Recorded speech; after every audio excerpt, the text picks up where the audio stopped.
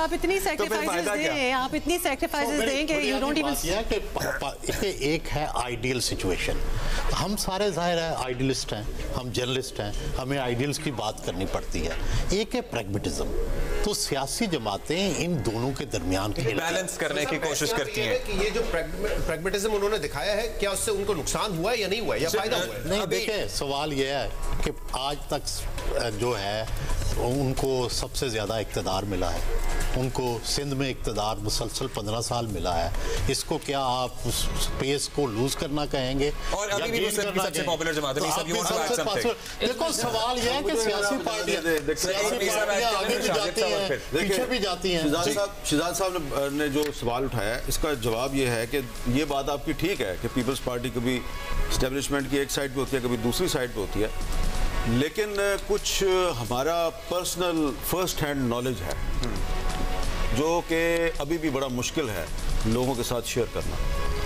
18वीं तरमीम जब peoples party कर रही थी तो मेरे साथ लोग बात करते थे, जो पार्लियामेंट के मेंबर थे, जो पीपल्स पार्टी के इत्तेहादी थे, लेकिन 18वीं तरमीम पे उसका साथ नहीं दे रहे थे। तो पीपल्स पार्टी ने जो छोटे सूबे हैं उनको अपने साथ मिला के जिस तरीके से 18वीं तरमीम की, और फिर बाद में एक जो फॉर्मर आर्मी चीफ हैं उन्होंने ओपनली कहना शुरू कर दिया कि ये तो आपने जो 18वीं तरमीम की है ये शेख मुजीबुर रहमान के 6 पॉइंट्स जो हैं उससे भी ज़्यादा ख़तरनाक है।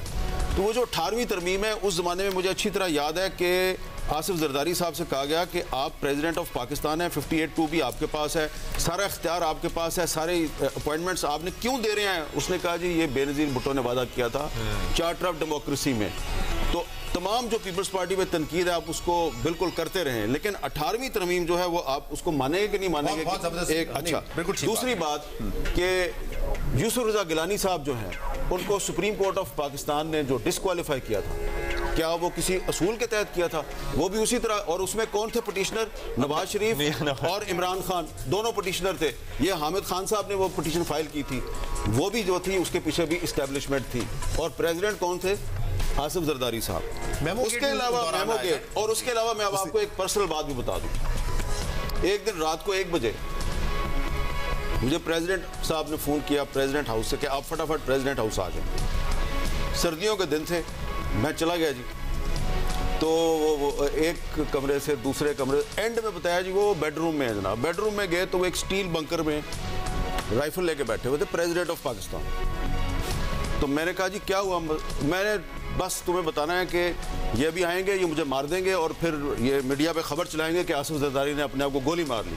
बस इनको और मेरे से बात कर रहे हैं और उस पे हाथ है बंदूक पे, और तुमने कहना है कि नहीं वो आखिरी गोली तक लड़ते लड़ते मारा गया, बस अब चले जाओ। और ये वो दिन है जब वो मीडिया में खबरें दी जा रही थी कि जी वो 3 दिन से सोए नहीं हैं, उनकी ज़ुबान बंद हो गई है।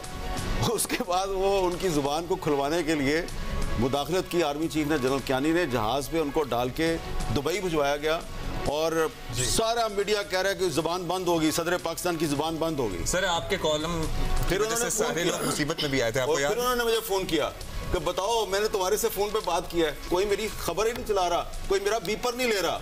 ये हालात थे जनाब।